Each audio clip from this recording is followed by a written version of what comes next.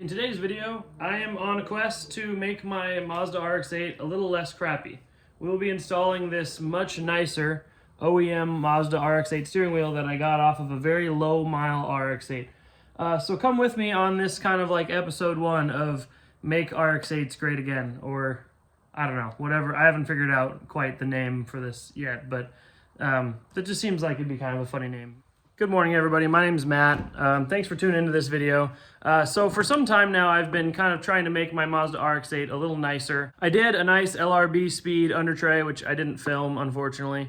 It's just the way it is. I guess I was feeling like I didn't want to film, so I didn't film it. I also managed to install all new fender liners in the car. When I bought the vehicle, it did not come with any fender liners, as so many of these cars, you know, have been taken apart a million times. Those things just end up kind of going away. As far as the interior is concerned, I changed the kind of old, haggard, crappy stock shifter to this nice CAE Ultra shifter a little while back. So I love the shifter. That touch point's really great. And the shifter, frankly, feels awesome. It's really kind of like progressive and notchy and just pops right. You know, it's just a good shifter. But ever since I got the car, it's just had this crappy kind of old steering wheel. There's a bunch of little scrapes on it. Parts of it have it's clearly been like sun faded for a long time. So I think it's time to get rid of this. And by it's time now, I mean it's been time for a long time. I have had, let's refocus. I've had this steering wheel now for, I don't know, approximately a year. It's been sitting in the garage, and I've been meaning to install it and have just never gotten around to it. I bought it used off some random guy on the internet for like 200 bucks. Which may have overpaid a little bit for it. Or maybe I paid 150. I don't know. I don't remember for sure. But it's a really nice OEM steering wheel. And so I'm going to get that installed today. And that's going to be kind of like video 1 of Make RX-8 Great Again. I've never actually taken the steering wheel off of a Mazda RX-8, but I assume it's pretty simple. First thing I'm going to do is unplug the battery because I don't want an airbag blowing up in my face and destroying me. Especially since I'm not 100% sure, but I think these were those Takata airbags that like to send shrapnel into people's faces.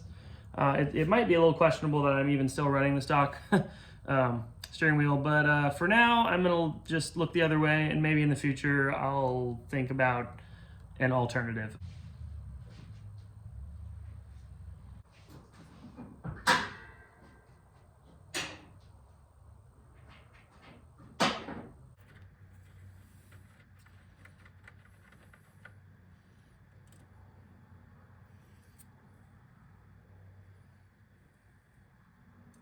Don't know why there are so many washers on this.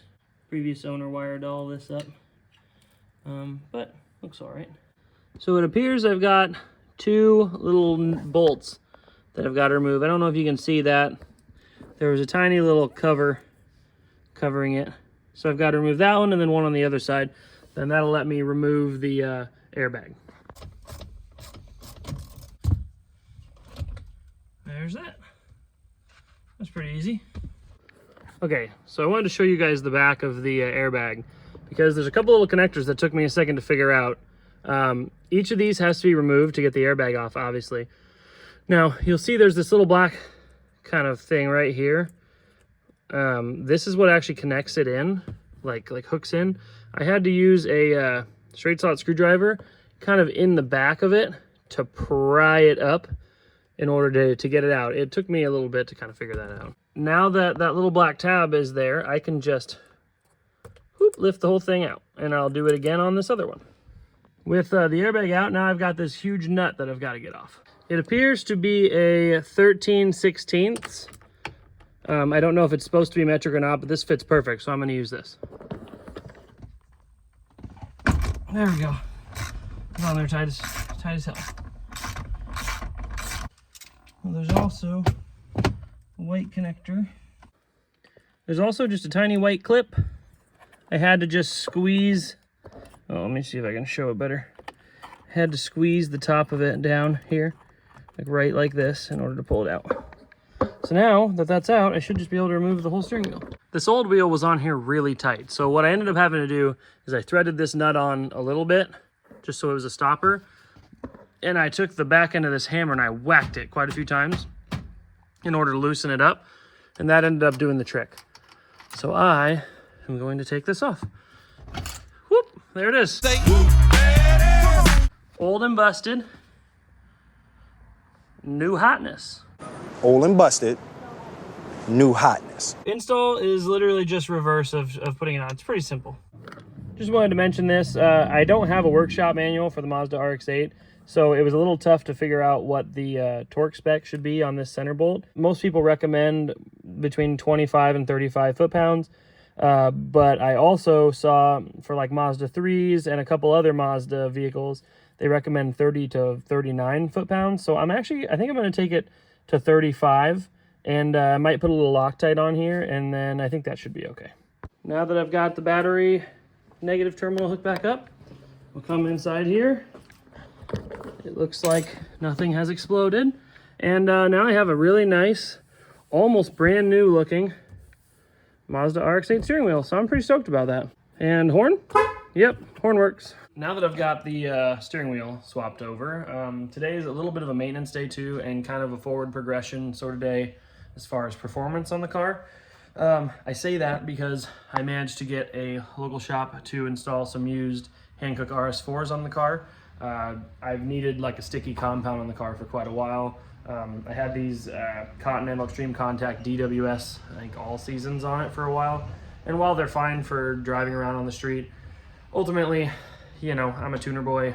I like ultimate response maybe, and I like to have more grip. So we installed those tires. I will cut to some clips at the end of the video, just panning to show you the tires. They're nothing special. They're 245 40 18s, but way more grip than those DWS all seasons have. And I'm looking forward to driving the car more with those tires on. And then last but not least, as far as maintenance goes, it's oil change day. I haven't done an oil change on the car for too long. It hasn't miled out, but it's definitely timed out. So we're gonna put some Motul 300V in. 5W50 is what I'll be running. In the past, I was running 20W50, but I think that initial 20 weight was probably a little heavier than I really need. The 50 weight is gonna really help on track. I pretty much only run 50 weight in any of my performance cars, especially on track. And this 300V is like super good oil. The reason I use 300V in anything that sees any sort of high performance driving, and especially track sort of conditions, is because it has tons of ZDDP, or like essentially zinc something or other. I can't remember what the last word is, it's really long. But essentially it, well, you're gonna find this funny. It really helps rod bearings, which is kind of amusing because I have no rod bearings in this car. But it also just generally is a better oil for anything that sees a whole lot of abuse. And I have been running 20W50 in the RX-8 for a while now. I'm gonna switch over to this 5W50 since I do street drive the car some. I don't necessarily need that 20 weight. I'm gonna get that swapped over, and then let's take the car out. I'll show you the tires and wrap this video up. Okay. One other kind of funny side little tangent about Motul 300V. I don't know what it is about it, if it's the ester core technology or what, but it smells amazing. Now, obviously don't go drinking fucking 300V motor oil, that will kill you. But man, it just smells good. It almost smells like sweet. And at least in my piston cars that I've used it in, I know they would burn a small amount of oil when really pushing them hard, like on track or something. And now and then you can like smell this in the exhaust, and it's a really strange but kind of pleasant thing. I liked it. I thought it was funny. And you might experience the same thing if you run this in like your Subaru or something. So just keep that in mind. Motul 300V smells better than any other oil. I just wanted to round out the video here quick. I love the new tire setup. We've got 245, 40, 18 Hankook Ventus RS4s. They're used. I've had them sitting in my storage garage for a while. Here, let me zoom out a little bit. As you can see, like, honestly, the car is too low now. It feels too low. I need to adjust some suspension stuff, but I'm going to do that in a different video because I actually have some new coilovers going on soon, some stiffer ones, and I'm going to roll some fenders and do a whole bunch of work to make the car exactly what I want. But for now, as she sits, there she is. Let me back up a little bit. I think it looks really good. The front end's got more bite. It's a much more enjoyable ride, and not ride, I guess. It doesn't change the ride, but it's a much more enjoyable experience driving a car that's this responsive and having the front end really grip as hard as you want it to. With that, thank you guys so much for watching. I appreciate it. In the future videos, there's going to be more exciting stuff going on, but for now, I'm going to go skate, and you guys have a great day. Peace out. Stay shifty.